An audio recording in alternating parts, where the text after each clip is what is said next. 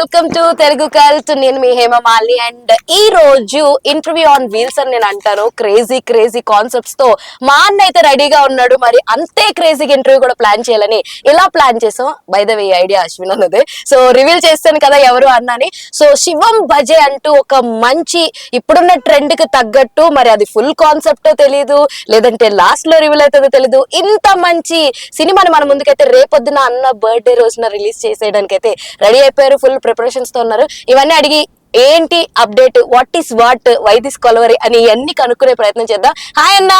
Hi Hema, ఎలా ఉన్నావు? నేను చాలా బాగున్నాను. మీరు ఎలా ఉన్నారు? ఇలా డ్రైవింగ్ చేస్తూ నువ్వు అడిగావు కాబట్టి నీకు ఎలాగన్నా సరే ఇవ్వాలి, అడ్జస్ట్ చేయాలని చెప్పి ఇలా ఆఖరి కారులో ఉన్నా సరే మనం కలుస్తూ మాట్లాడుకుంటాం అనేది ఇలా. ఇంకేముంది, ఇంక రేపు రిలీజ్. ఇది కూడా శివుడు ఆజ్ఞే అన్నా. మన చేతుల్లో ఏమి ఉండవు.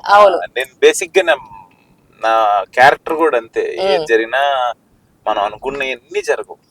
లాస్ట్ మినిట్ లో ఎలా రాసి పెట్టుంటే అలా జరిగింది.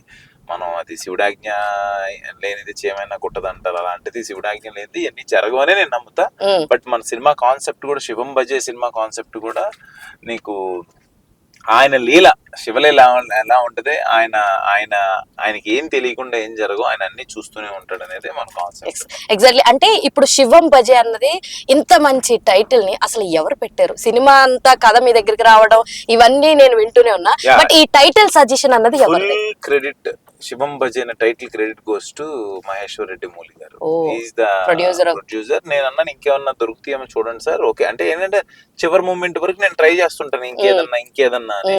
ఆయన అన్నారు లేదు సార్ అన్నప్పుడు నేను ఇంకా సరే సార్ ఇంక ఇవన్నీ డిస్కషన్స్ వద్దు, చీటీలు వేద్దాం అని చెప్పి ఒక చీటీలో శివం బజే అని టైటిల్ రాసాము. ఒక చీటీలో ఏమో అసలు ఏమీ రాయలా, ఎంటీ చీటీ అన్నమాట. పెట్టేసి రెండు చిటీలు అలా వేసి కళ్ళు మూసుకొని తీసాం అనమాట. కళ్ళు మూసుకొని తీస్తే నేను తీసాను, డైరెక్టర్ అప్సర్ గారు తీశారు, ప్రొడ్యూసర్ గారు, ఎవరు తీసినా శివం బజే వచ్చింది. ఓకే. అంటే అన్న టైటిల్ గురించి మాట్లాడుకుంటున్నాం. ఒక దాంట్లో ఎంటీ అన్నారు. ఇంకేదన్నా టైటిల్ ఏమన్నా మీ సజెషన్స్ లో ముందు నుంచి ఉన్న టైటిల్స్ ఏమన్నా ఉన్నాయా? ఏమి లేవు, ఓన్లీ జస్ట్ చెప్పడమే. నాకు శివం బజే అనే తీసుకొచ్చి కథ చెప్పారు. నేను అన్నాను ఏమన్నా అంటే శివం అని సినిమా వచ్చింది కదా, రామ్ గారిది ఇంతకు ముందు ఒక సినిమా ఉంది, ఇంకేదన్నా వచ్చి ఉంటాయి కదా, ఎలాగ ఇంకేదన్నా చూద్దామా అని.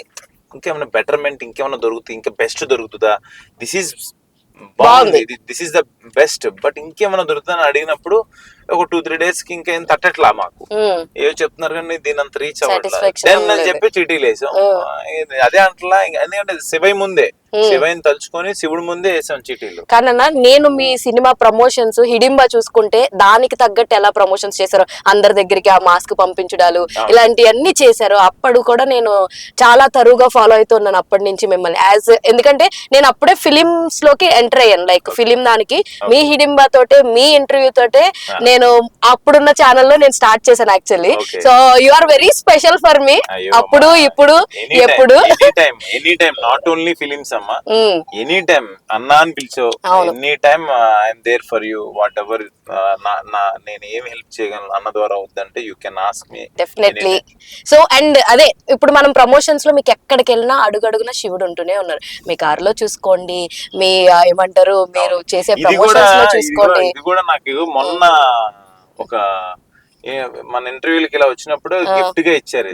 నాకు ఎంత హ్యాపీ అనిపించింది అంటే, నా సినిమాలో ఫస్ట్ సీన్ నేను కనిపించిన కాసేపటికి ఇది నా చేతిలో ఉంటుంది, సినిమాలో కూడా ఉంటుంది. సో యాక్చువల్లీ మనం సోషియో ఫ్యాంటసీ చిత్రాలు చూసుకుంటే హనుమాన్ నే తీసుకుందాం. హనుమాన్ లో ఒక గద ఉంటుంది. నేను డైరెక్టర్ గారిని అడిగాను యాక్చువల్లీ, ప్రశాంత్ వర్మ గారిని, గద ఏంటండి అంటే అది కూడా ఒక క్యారెక్టర్ అన్నారు. సో ఇందులో మన శివయ్య కూడా ఒక క్యారెక్టర్ అని నేను నమ్ముతున్నాను. మరి చూద్దాం. మా సినిమాలో ఇప్పుడు మనం యాక్టింగ్ మన క్యారెక్టర్స్ లిస్ట్ రాస్తారు కదా బోర్డు మీద, హీరో హీరోయిన్, ఫస్ట్ క్యారెక్టర్ శివుడు బొమ్మ ఉంటుంది, శివయ్య ఫస్ట్ క్యారెక్టర్, సెకండ్ నేను, తర్వాత ఇలాగా ఒక్కొక్కరు అంటే ఎవరెవరు ఆర్టిస్టులు నేమ్ క్యారెక్టర్లు ఉంటాయి కదా, ఫస్ట్ శివయ్య ఉంటాడు. అన్న ఇంత బాగుంది కదా. దిగాంగన గారిని ఎవరు చాయిస్ ఆఫ్ సెలెక్షన్? అమ్మాయి విషయంలో కూడా దిగాంగన సూర్యవంశీ తన సిటీ మార్చేసింది, క్రేజీ ఫెలో చేసింది, హిప్పీ చేసింది. తను ఒక 4-5 సినిమాలు చేసింది తెలుగులో. హిందీలో ఒక చిన్నప్పుడు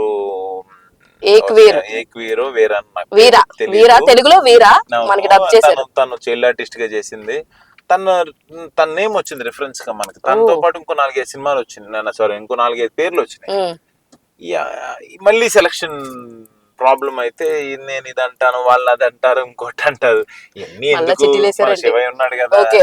అని చెప్పి మళ్ళీ శివయ్యకి శివుడికి దండం పెట్టుకోవటం, ఎదురుగా ఆయన పట్టం ముందు చీటీలు వేయటం, అందరూ తీస్తే దిగంగా నాకు వచ్చింది. బా దెన్ వి వెంట్. తీరా తన దగ్గరికి తను అప్రోచ్ అయిన తర్వాత తను అప్పుడే కేదార్నాథ్ నుంచి అవును. దర్శనం అయ్యి దిగిందంట. దిగంగానే తినకి కాల్ వచ్చిందంట, గాడ్స్ శివం భజే బ్లెస్సింగ్ call అంటూ. అంటే తను అందులో ఏకముఖి రుద్రాక్ష చేసుకుంటది ఎప్పుడు. అవును. తనను లార్డ్ శివకి పెద్ద డివోటీ అని చెప్తుంది.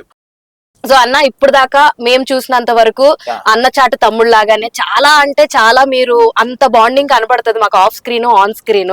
సో అన్నయ్య గురించి ఏదైనా ఒక బెస్ట్ మూమెంట్ అంటే ఏంటి? అండ్ ఇప్పుడు కూడా ఎందుకు ఇది అడిగాను అంటే in front there is Rakhi కూడా వస్తుంది. ఆ రాఖీ అన్నది మేబీ అన్నా చెల్లెలకి అక్క తమ్ముళ్ళకి స్పెషలే కాదు, ఇలా అన్న తమ్ముళ్ళు ఉన్న వాళ్ళకి కూడా స్పెషలే అని నేను అనుకుంటాను. సో మీ ఉద్దేశంలో అన్న అంటే ఏంటి? నేను అన్నయ్య గురించి చెప్పాలంటే ఈజ్ లైక్ మై ఫాదర్. 100% నాకు ఏదున్నా కూడా అడగకుండా అన్ని తెచ్చి ఇస్తాడు నాకు అన్నయ్య. ఈ కారు కూడా మా అన్నయ్య ఇచ్చింది. లైక్ నేను ఏదో చిన్న కారు అన్నయ్య అంటే లేదు ఆయన దగ్గరుండి ఆయనే ఇది తీసుకో, నువ్వు ఇలా మెయింటైన్ చేసుకో అని చెప్పి. అంటే నేనేమి అడగను, నేను అడగలేను ఎప్పుడు. నా మైండ్ ఎప్పుడు అన్నయ్యకి నేను ఏదైనా చేసి పెట్టాలి, అన్నయ్యకి నేను ఏదైనా కొని పెట్టాలి, అన్నయ్యకి ఏదో ఇవ్వాలని ఉంటది. అన్నయ్య ఎప్పుడు కూడా తమ్ముడికి ఏదన్నా ఏం అవసరం ఉంటుందని ఆయన చూస్తాడు. నా రాజుగారికి ఇదిలో పాట ఉంటది, ఎప్పుడు మీరు ఏదైతే రాఖీ పండుగ అన్నా చెల్లెలకి ఎలా అయితే ఉందో, అన్నాదమ్ముల మధ్యన బాండింగ్ ఎప్పుడు చూపించుకోవాలనుకున్నా కూడా ఆ పాట వస్తుంటది. ఆ దేవుడు పంపిన దీవెన అన్నయ్య అనేది నాకు వెరీ హ్యాపీ. నాకు లైక్ ఆ దేవుడు పంపిన దీవెన అన్నయ్య అనేది నిజంగా మనం అనుకుంటే జరగవు. అన్నకి తమ్ముడుగా నేను పుట్టాలి అనేది నాకు ఆల్రెడీ అది రాసి కాబట్టి అలా జరిగిందని నేను ఫీల్ అవుతున్నా. నిజంగా అంటే ఎంత చూసినా మీ బాండింగ్ అనేది ఎప్పుడు సపరేట్ గానే ఉంటది. అండ్ మీ బట్టికే అది పరిమితం కాకుండా చాలా మంది కొత్త టాలెంట్స్ ని ఎంకరేజ్ చేయడం, అందులో చాలా మంది చెప్పారు అశ్విన్ అన్న పాత్ర కూడా చాలా ఉంది, అన్న సెలెక్షన్స్ చేశాడు ఇలాగా అలాగా అని చెప్పి ఎంతో వింటూ ఉంటాను. ఈ వామ్ వెల్కమింగ్ అంతా ఎక్కడి నుంచి వచ్చిందన్న నీకు? నేను ఏమంటానంటే డెఫినెట్ గా అది పెద్దవాళ్ళ అమ్మా నాన్న, లేకపోతే పెద్దవాళ్ళ అమ్మా నాన్న వాళ్ళు నేర్పింది. ఎస్పెషల్లీ ఇన్ ప్రొడక్షన్ లో ఓంకార్ అన్న ఇలా ఉండమని చెప్పింది. ప్యూర్ గా ఉన్నది ఉన్నట్టుగా మాట్లాడటమే తెలుసు నాకు. ఐ డోంట్ నో అబౌట్ భజనలు, ఎగ్జాజరేషన్ నాకు రావు. అందరూ బాగుండాలి. నేను గుళ్ళోకి వెళ్ళి దండం పెట్టుకున్నా కూడా నేను బాగుండాలి అనే దానికన్నా ముందు అందరూ బాగుండాలని వచ్చేస్తుంది. అది అందరూ బాగుంటే మనం కూడా బాగుంటాం. నేను ఆ మైండ్ సెట్ లో ఉంటాను. ఏది పర్మనెంట్ కాదు కదా మన లైఫ్ లో. ఏది ఈ రోజు ఇది ఉంటది, రేపు అది ఉండదు. ఏది మన ప్రాణమే ఉండదో తెలియదు రేపు మార్నింగ్. సో అలాంటప్పుడు ఎందుకు ఇంత దీని గురించి అనే సెన్స్ లో నాది ఇది ఉంటది, నా మైండ్ సెట్. సో దాని వల్ల ఎవరు కనిపించినా మనకు తెలిసింది ఆప్యాయతగా ప్రేమగా పలకరిస్తే తప్పే ఉందని నేను మాట్లాడతాను. సో అందరికీ తెలుసు అన్న is a international cricket player అంట. నేనైతే ఇంటర్నేషనల్ క్రికెట్ ప్లేయర్ అంటే బాగుంది కదా నన్ను యాక్సెప్ట్ చేయట్లేదు. మంచి క్రికెట్ ప్లేయర్ మీరైతే. సో ఈ క్రికెట్ అన్నది ఎప్పటి నుంచి స్టార్ట్ అయిందన్న? ఏమోబ్బా ఫ్లో లో కొట్టుకెళ్ళిపోతుంది. క్రికెట్ ఇష్టం, జనరల్ గా క్రికెట్ అంటే చాలా ఇష్టం మాకు. క్రికెట్ అనేది ఈ రోజు నాకు ఇండస్ట్రీలో చాలా మందిని దగ్గరికి చేసింది. మేమందరం కలిసి క్రికెట్ ఆడుకునే వాళ్ళందరం కూడా ఈ రోజున పెద్ద పొజిషన్ లో ఉన్నా కూడా ఆ క్రికెట్ వల్ల మా ఫ్రెండ్షిప్ ఇంకా అలాగే కొనసాగుతుంది. లైక్ తమన్, సాయిధరం తేజ్, అఖిల్ గారు, లేకపోతే చాలా మంది. సో అన్న వెంకటేష్ గారి గురించి అప్పుడు మొన్న చాలా మంచి బాండింగ్ షేర్ చేసుకున్నారు ప్రెస్ మీట్స్ లో గానీ, ఆయన చాలా ఇదిగా ఉంటారని చెప్పారు కదా, ఈ బాండ్ ఎట్లా? నాకు క్రికెట్ ద్వారానే వెంకీ సార్ పరిచయం. ఎప్పుడు sir I love your game రా అంటారు, యువర్ మై ఫేవరెట్ బాయ్ అంటుంటారు. నాకు చాలా హ్యాపీ. రీసెంట్ గా మొన్న ట్రైలర్ రిలీజ్ అయినప్పుడు కూడా ఆయన వెరీ ఇంట్రెస్టింగ్ ట్రైలర్ అని చెప్పి ఆయన ట్వీట్ చేయడం, ఆయన ఇన్స్టాగ్రామ్ లో పెట్టడం నిజంగా నాకు కాసేపు చాలా చాలా ఆనందం అనిపించింది. ఎందుకంటే ఆయన ఆ పొజిషన్ లో ఉండి కూడా మాలాంటి యంగ్ పీపుల్ కి ఆయన ఇచ్చే సపోర్ట్ బికాస్ ఆఫ్ నాకు పర్సనల్ బాండింగ్ అలా రావడానికి కారణం బికాస్ క్రికెటే. అవును, క్రికెట్ అనేది లేకపోతే ఇప్పుడు నాకున్న ఈ ఫ్రెండ్స్ అందరూ కూడా క్రికెట్ ద్వారానే పరిచయం. మ్మ్. ఆది సాయి కుమార్, రోషన్, శ్రీకాంత్ అన్న, తరుణ్ అన్న, వీళ్ళందరూ కూడా వెరీ హ్యాపీ. సూపర్, అసలు నిజంగానే మాకు ఆ బాండ్ చూస్తుంటే కడుపు నిండిపోతుంది. అండ్ రేపొద్దున రిలీజ్ అయ్యే శివం బజే కూడా అందరూ డెఫినెట్ గా థియేటర్స్ లో చూడాలని మనస్ఫూర్తిగా కోరుకుంటున్నా. And all the very best అని చెప్పేస్తాను, ఎందుకంటే అండ్ అడ్వాన్స్ హ్యాపీ బర్త్డే కూడా. Thank you so much. మీరు అందరూ Thank you. సినిమా చూసి ఎలా ఉందో చెప్పాలి. ఓకే, డెఫినెట్ గా మీ అందరికి ఒక యూనిక్ కాన్సెప్ట్ తో వస్తున్నా, మీ అందరికి నచ్చుతుంది. చూసి హ్యాపీగా ఫ్యామిలీతో కూర్చొని చూసే సినిమా, ఎటువంటి భయపట్టాలి ఇబ్బంది పట్టాలి ఏ ఉండదు. మీ అందరు చూసి మా సినిమాని ఎంకరేజ్ చేయండి అంతే. డెఫినెట్ గా 10 మందికి చెప్పండి.